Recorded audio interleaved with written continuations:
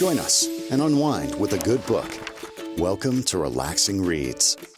Hi, it's Deb in Halifax. Hi, it's Simone in Vancouver. Hey, it's Tany in Edmonton. How are you both? Good. Still a little achy. I had shingles.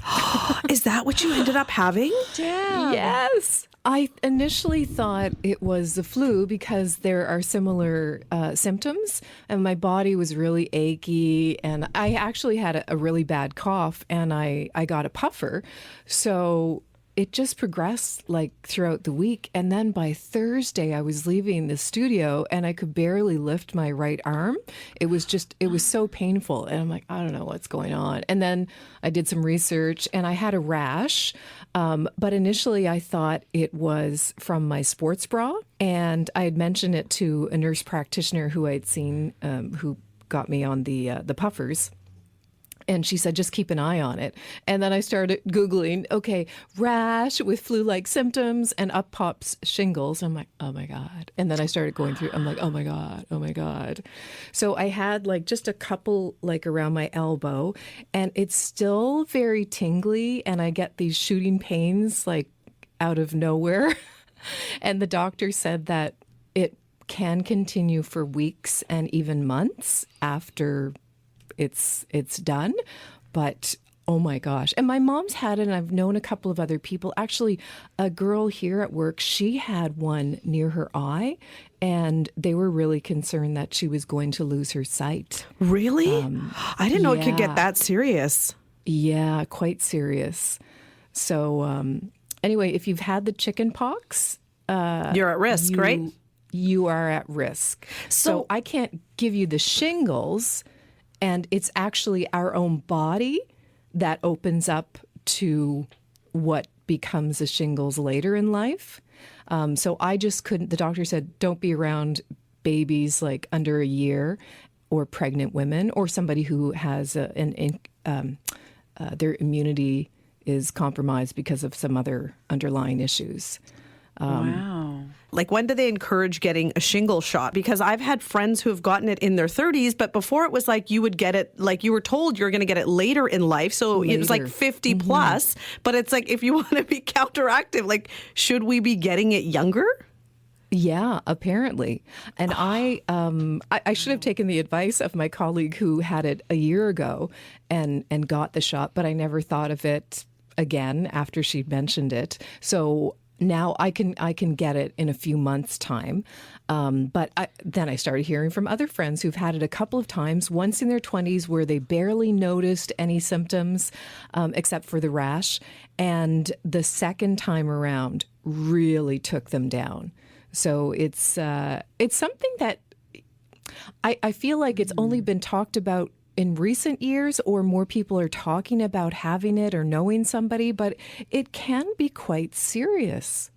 And it's not something that you want to mess with. No, it just sounds so scary. Like, Yeah. So when they confirmed it, I'm like, oh, okay, I'm just going to rest now. Well, I'm glad you're okay, because I know, Thank you. You were sick there for a while.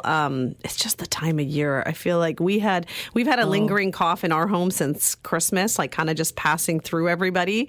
Just one of those things. And in our community, there's been a lot of walking pneumonia. That's something I never even heard about either. I know. I guess it's my sister-in-law and brother had it over the holidays or before Christmas. And it's very much like pneumonia and still very serious. But I think it's the stage at where it is, why they call it walking pneumonia. So sometimes at a certain stage, you can't get the antibiotics, or it's already gone through you. So, just take care and stay home and do all the things that we should be doing when we're sick. Mm-hmm. But yeah, there's so much going on. I know. Well, that's all you hope for is just a healthy start for the rest of the year. Now, hopefully, we're past that. Yeah. We appreciate when you do have an illness of some sort. It makes you kind of think twice and think, I don't know how people, like, you feel for people who have chronic pain and people who are sick, more than just for a few days or a week. So you appreciate the health that you have. Yeah, for sure. And how are things with you, Tanya? They're okay. I'm, my rent has gone up, so I'm like trying to look for another place. It's so crazy. So it's like, and my boyfriend and I are like, are we going to move in together? Are we not? Oh. I just feel like I feel really stressed, actually. Big life things. Like I've lived in my home for 20 years, you know. I mean, it's been a rental apartment, but it's 20 home. years, right? Yeah. It's my home. And I have 3 cats, and it makes it really difficult to negotiate that, right? Yes. They're good like with 2, and like everybody, it's so, you know, I want to call the rental board, but every place is like charging not only a pet fee, like a $250, $300 fee that you don't get back, plus rent. They charge you like $35, $40 a pet. And I'm like, you know what? If I had kids, would you charge me per child? Kid? Yeah. I think it's a bit cheeky. Like, I actually don't know. I mean, everybody's doing it. I don't know. I just feel like there's something wrong with that. I don't mind paying a deposit. You know, if your animal, you know, does something, obviously I get it. You know, they want to fix things up, but a deposit, you know, just like I pay a damage deposit. If I wreck the place, you keep the deposit, right? But no, they're just like, you know, so it's not only just rent. It's, you gotta, you know, if you have a pet, a dog, a cat, whatever, you're paying, you know, rent for them a month that you don't get back. It's so, anyway, so I'm just feeling stressed because I've been in my building for a long time, and I don't pay for my animals, you know. I don't pay for heat, water, anything. So, except I just pay my rent, right? So it's a challenge. Just finding That's tough. Anyway. Yeah. Yeah.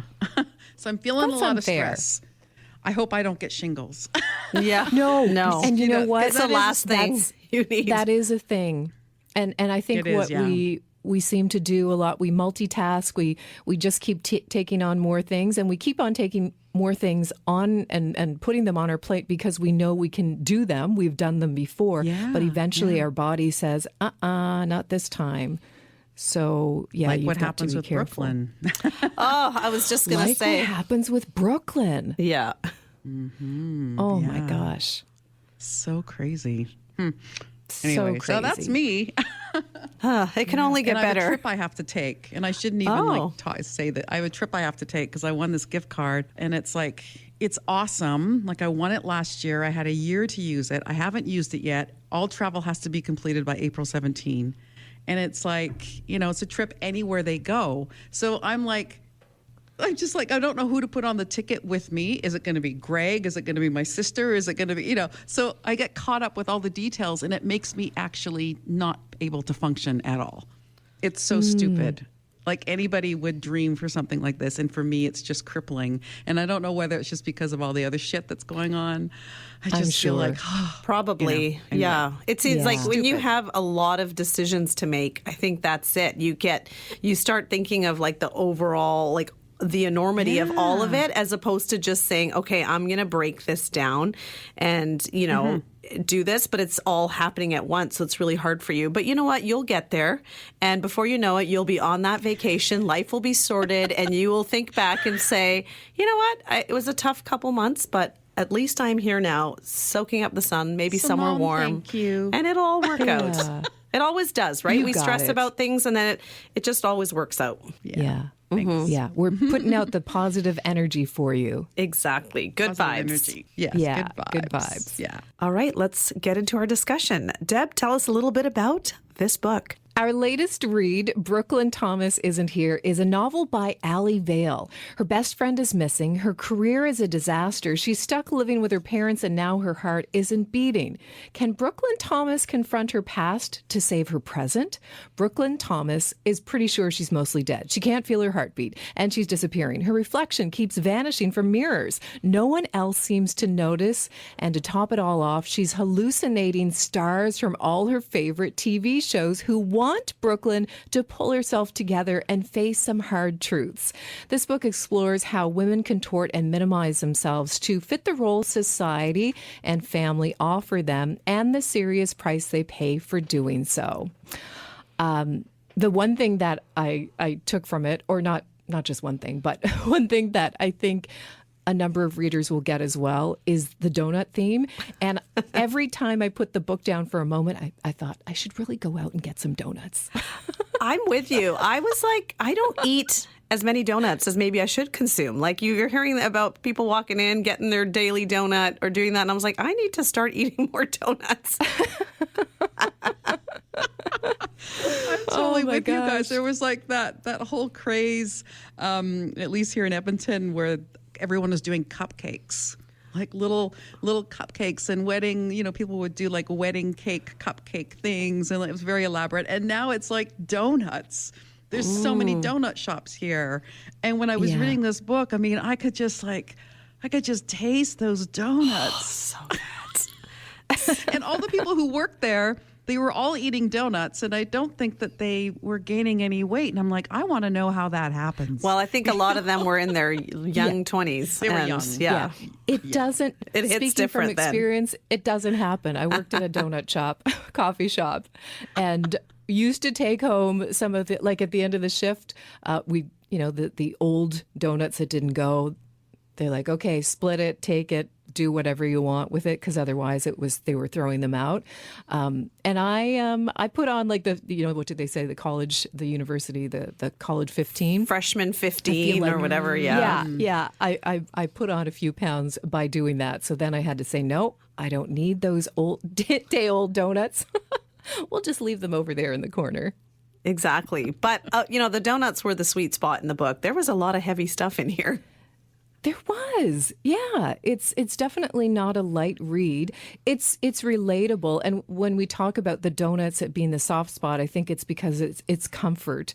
And I also found myself taking a moment or two to take everything in, everything that was happening with Brooklyn, and take some deep breaths, because there was a lot happening all around her. And I found myself thinking about my younger self and some of my friends, and how we couldn't stand up for ourselves as young women in a workforce. Now we could go back and offer encouragement and say, you go get what you want and you deserve this, and don't stand back. You have the right to say or do as you believe, without stepping out of line and being disrespectful, I suppose. But I could see Brooklyn in a number of people I knew, including myself at times. Did you both feel the same way or similar? Not to the extreme of Brooklyn. I've always been sort of fascinated by, I think maybe just people in general, where, what is it in a person that gives them, the strength that they need, even as a young person, to be driven, focused, and it seems like nothing stops them. And then there's, I think, where most of us sit, as you're younger and then you get older, you are so affected by what other people might say to you, how people treat you, what your parents say to you, and you don't really have that self-confidence, and that might continue into your early adulthood, and hopefully you get through it, but it just takes some of us so much longer to get to that point of strength. And I think with Brooklyn, like, she just, as you read this book, you find out what her relationship is like with her mother, complicated. Her relationship with her brother, horrific. What she had going on in terms of work and what happened to her at work. And at some point, her body just shut down, where she felt like she was disappearing. She felt like she was dead, And I think that I can see that happening to people, because sometimes we just don't have the strength. It seems like all the forces are against us, and we just shut down bit by bit by bit. And I think with Brooklyn, it was like her heart stopped, or she felt her heart stopped. Her arms stopped. Like everything just sort of stopped with her. And, with a university degree and being director of communications or whatever she was with that Lawrence Communications company. And then all of a sudden, she crashes and burns, and she's working at a donut shop, Mm-hmm. And it's like, I just think it's a culmination of a lot of things that put her in the donut shop, and I think it happens to people. I've had times where I haven't been that, confident, and you just should have shut down, and then you regroup, right? So I think life is always about kind of regroup. Stuff happens, regroup. I don't know. What about you, Simone? Yeah, I think that too. I mean, there was some scenarios where I thought I could relate to it, like just having those feelings of anxiousness. Like I've had moments where I've been really anxious, and same thing. I feel like, your heart, you're just like kind of panicking and you're doing that. So when she was talking about not feeling like she had a heartbeat, I've been there where I'm like, I need to look at my Apple Watch and to see where my heart is. And you don't realize it until you're out of it, like what that was when you're just really overwhelmed. And I went through a period of life as well, like when I was years ago, where life just was not great and I couldn't pinpoint what it was. And then when I got out of it, I'm like, I think I had kind of a slight depression. I just was not enjoying things, but there was nothing really big going on in my life to pinpoint why I was going through that. But obviously it could have been an accumulation of just things like not being happy with work or certain things in life. I think you get to those points where maybe you've set goals for yourself and then things change. But, I feel like as we get older, I'm way more confident than I was when I was younger. And I think it's easier to regroup as you get older, because when you're younger, sometimes you don't know the path you want to take. You can get your education, you can choose a career, but at some point you might think this is not for me and you want to make a change, and you don't know how to when you're stuck in that rut, it is so hard to pull yourself out of it. And with Brooklyn, I think she leaned so much on her best friend. And, you have those friends who kind of excite you and you do things with. And she had that with Penny. And when Penny was no longer around, she was almost like, who am I? Like it was a relationship she was mourning, because she was like, I don't know who I am without this person. I can't be honest with my parents about my situation with my brother, not feeling good about herself, like not feeling like a guy would want to hit on her. Like she was just so stuck. And it's very relatable in the sense that I think most people will go through that in life, where you are in a situation like this and you don't feel good, you don't feel confident, but it's about hopefully you can get over that hurdle, because it's hard when you're in it. It's hard to see. And people can tell you, oh, you should get a new job, or you should get out of a relationship. You should do this. But until you see it, you can't. Yeah. And you have to be ready for it as well.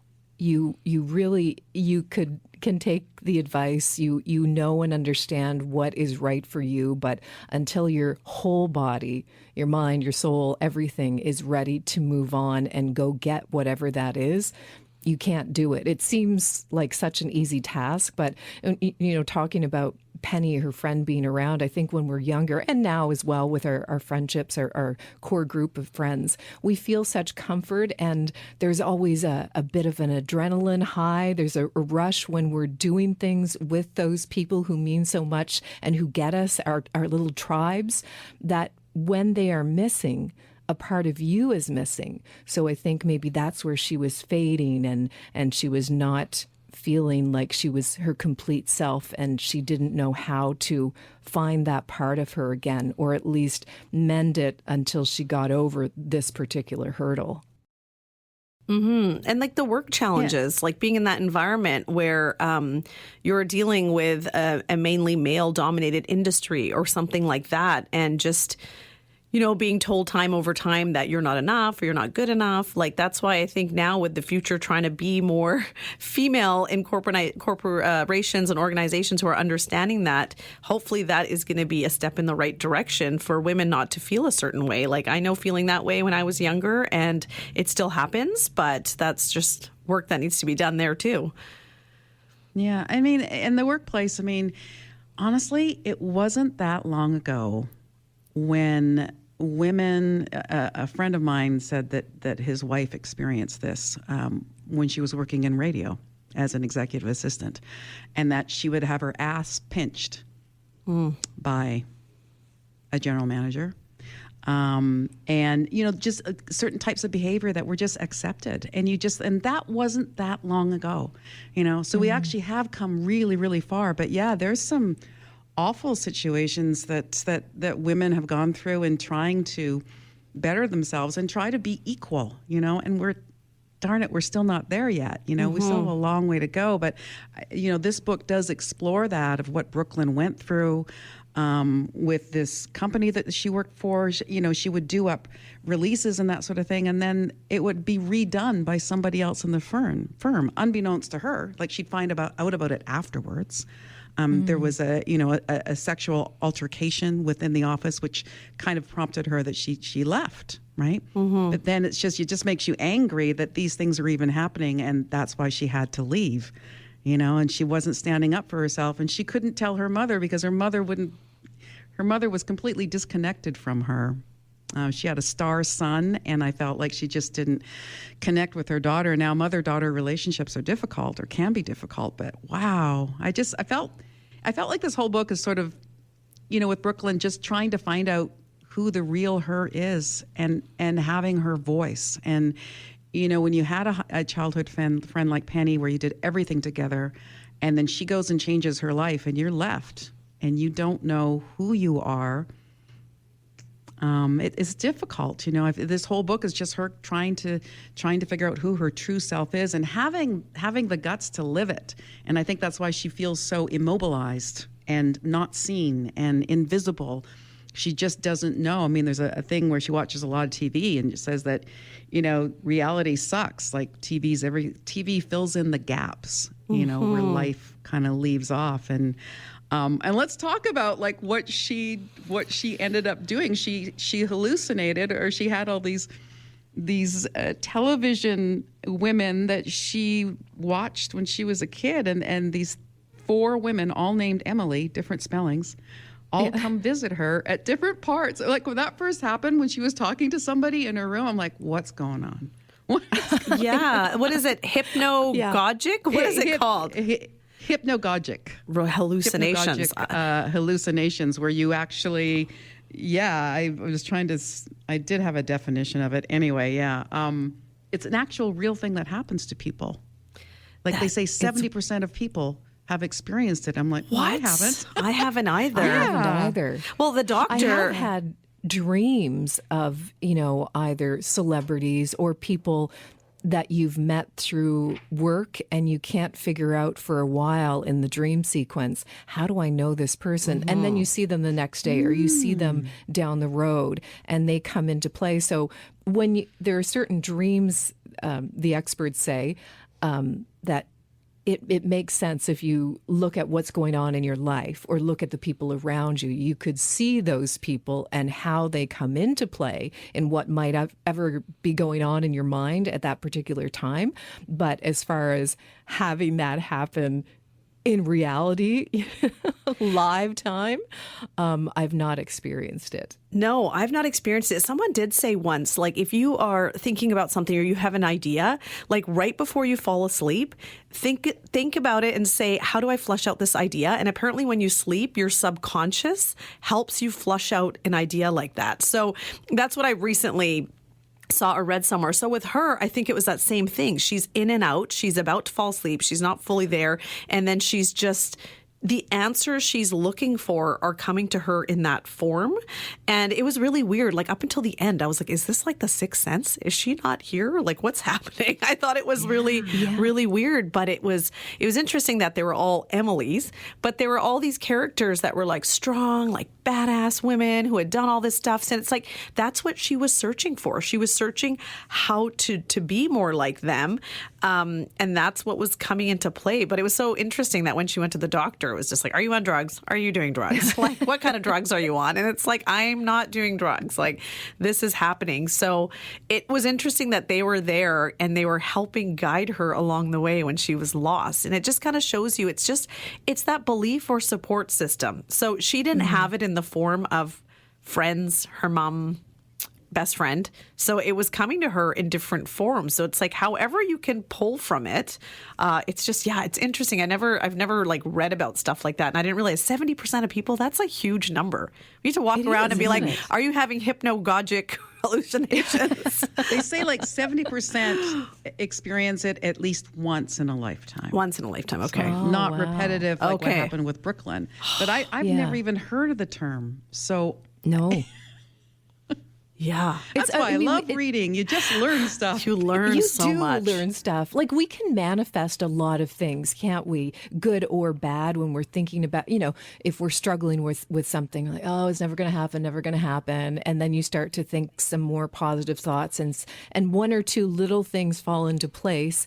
And then you start to believe that, yeah, the good can come to me too. It's not just those other people over there who look like they've got it all going on, and they've always had the strength that I am desperately looking for right now. So I think that we all have the ability to do that and gravitate towards those good things, along with the other things that might be weighing us down. Mm-hmm. Yeah. I find that I find our brains fascinating. Like, it's like the most important part of us, other than our heart. Mm-hmm. But our brains determine so much, don't they? Like, they can, if you don't believe in yourself, if you're down and out, your brain will just go there, but it can also learn to love yourself too, right? Like, it just really determines how you live your life and how you are affected. And I just found it fascinating, especially seeing Brooklyn's sort of arc in this book of where she started and what's happening to her and where she gets at the end. She at the end, she grabs some, and she just, oh wow, what she did with Matt. Mm-hmm. So Matt is this crazy guy. Matt is the guy who owns the donut shop. What a creepy, icky person he was. Oh, it's just so bad. Yeah. Greasy. Yeah. But I think after years of not being able to stand up to men in the workplace, in those corporate jobs, she kind of didn't know where to go. But then she realized, this is not a big deal. This is not like a career job. It's a fun place I am while I'm between jobs. So she took a stand. And then I like that she took a stand for those younger women, like how we were saying, like, as we get older, it's kind of our duty to help the younger women and the younger generations by providing that advice of, like, we went through this and this is what I would have done if I could go back in time. So think about these things. Yeah. Mm-hmm. And of course we hear about, sorry, Deb, we hear about what, that's... Kaylee and Becca are these two young women. I'm thinking they're hot young women, I don't think Matt hires anybody except that. But we find out a little bit about them, and we find out about Kaylee, who is really trying to be Brooklyn's friend, and Brooklyn's just sort of arm's length, and we find out that Kaylee had a girlfriend of hers that Matt, one of his friends, hit her. Mm-hmm. And that's the whole, because Kaylee was very sort of like, she didn't take any shit from Matt, and you understand why, because she knows what Matt's friend did to her girlfriend, right? And so, but she's also living with that I don't know. I don't think her girlfriend reported it. That's kind of stuff makes me crazy. I know, but I think it comes down to, like, find a safe space. Find someone who you can share things with, because I think so often we're so afraid of saying things or being judged, or it's hard to talk about certain things. But the more we start to do that, we can all relate better to each other, because we all know someone who's gone through situations. We've gone through situations, and it's one of those things I always think, like, sometimes why don't people speak up? Why don't we say the things we want to say? And we're so afraid, but it's when you're finding a safe space, that's what you have to look at. Like, who can be the one person in this whole world that I can truly say whatever to without fear, without judgment, and go from there. But I really liked her journey from where she started to where she was, and she went through that struggle like so many do. But we got there. We got there where she found her power. And what about Henry? Henry just kept showing up at the right times. He did, didn't he? He did. Yeah. He was kind of dreamy, wasn't he? Mm-hmm. Yeah, I think he was her, he saw her. Mm-hmm. And we find out later in the book why he kept coming into the donut shop. And that he didn't actually eat donuts. So I thought that was really, I really kind of like that. But, obviously people are complicated, relationships are complicated, and there's definitely a lot of that with Henry. But there's one point that I really loved. He asked her, Brooklyn, to go to a museum in Victoria, and she had kind of forgotten about how much she loved history. And he said to her, he said, I can hear your heart when you talk about history. And I'm like, gosh, isn't that what we all want in a partner? Someone who sees us, like when we talk about something and our face lights up and we're like, and you have somebody with you, whether it's a friend or a partner or whomever, that goes, wow, I get it. You light up. I see that. I love that. So I was really pulling for those two. Yeah. It was. Yeah, me too. Yeah. That moment where, was it Kashfi walked in? She's like, wow, isn't this adorable? I was like, what is going to happen here? And she sure gave her an earful. But the brother was the worst character. Horrible. Just terrible. Yeah. Like, just how do you... Like, I get sibling rivalry. My brother and I, we have fought along the way, but we have never been that nasty to each other, ever. And it's just... That was a hard part of the book, for sure. Yeah. He's a sociopath. My brother as well. Like we with the girls, there were 3 girls in my family, and we were all kind of, trying to find our space. And we did get along, and we, certainly share a lot of laughs today, but it never got to the extent of where you you had that great fear and you thought, is this truly somebody who's part of my family? And lifelong fear. But it's also because the parents didn't shut it down. The mom didn't shut it down, right? Like, I have 2 boys, and there is a lot of fighting. There's a lot of stuff, but I shut it down. I try to look at them individually, understand, where it started, how it did. Like, you try to do your best to be like, okay, take some space, do this. You're not trying to pick a side. You're just trying to say, how do we move from this? How can you 2 work it out, figure it out, right? Like, it's hard to do, but if I just supported one child over the other, you can see how it's hard. You don't have someone to talk to, so you just let it slide because you're like, oh, I don't want to upset mom again and complain because she's not going to believe me or dad's not going to believe me. So I think that was hard, that she just, like, if you don't get that support from your parents and they're not shutting down that bad behavior, then, until the end, which I was so happy that the dad was like, get out of here. Yeah. And, but that was definitely a challenge. So you can see why that was hard for her too. Yeah, I feel like her brother Spencer was evil. Like, she would say that his blue eyes would turn black, which is basically emotionless. And then they would go back, right? So I think he inflicted real harm on her and enjoyed doing it. I mean, even at the very last, when the barbecue was happening and he reached behind her neck and squeezed, right? Yeah. And that's when I think Grace and Ashley, I think they saw it, right? And so he truly was an evil character. Like I said, a sociopath. What's really scary for me with that particular character is that he was training to be a doctor. Yes. I know. When he has no feeling for people. Like, these are the people that harm animals, right? Like, I'll have to ask the author, I think, why she wrote such an evil character. Like, I didn't think he had any redeeming qualities. He was just a really awful, awful person. And that will just continue fictionally into this person's life as a medical doctor. Like, that just makes me go, ick.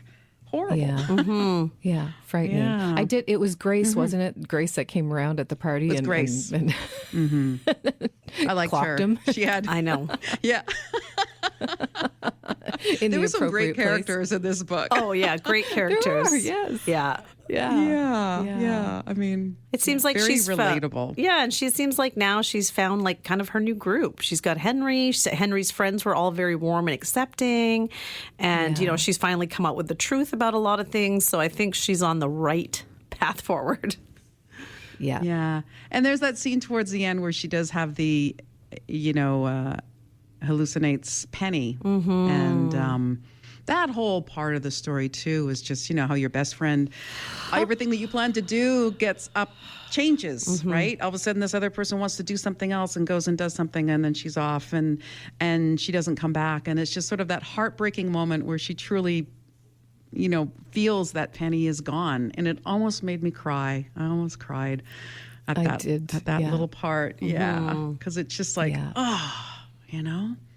But yeah, Brooklyn comes through though. Yeah. And with, like you said, Simone, new group. She's got something deep inside of her. She told her mom everything, right? She told her, or her dad. I really loved her dad. I felt bad for him too, because I felt like he didn't really know his family. He was almost invisible. Seems like he's doing a little reevaluating here too at the end. Absolutely. Yeah, there's a lot going on in his life. Yeah. So I kind of... I'd like to see a little more of what could be, you know, what their relationship and a few others might be. I don't know if there is something else to come beyond, you know, this novel, but I'd be interested in reading about it. I think it just goes to show, like, overall, like, wherever you are in life, you can make those changes. You don't have to stay stuck. Like, sometimes we do stay stuck, but every day is a new day, and it's a new chance to, you know, wake up and say, okay, like, am I happy? If I'm not, what are the steps I need to take to get that happiness? Because we all know life is short and we all have struggles, but it's just, how are you going to pull yourself out of those struggles and truly live the life you want to lead? It's all up to us. Yeah. Yeah. It can and have be great friends. Really Support nurture. system. friendships, Nurture that support support systems system. are big, huge, because Gets you life, through. we know life is tough, but it can be so beautiful too. Yeah, it was a good book, a good read, a good little eye opener. Yeah, definitely. So again, the name of the book, Brooklyn Thomas Isn't Here, from Alli Vail, who we will actually chat with on our next episode. Thanks for being here with us. Until next time, goodbye. Thank you for kicking back and relaxing with us. We hope you'll join us again on Relaxing Reads.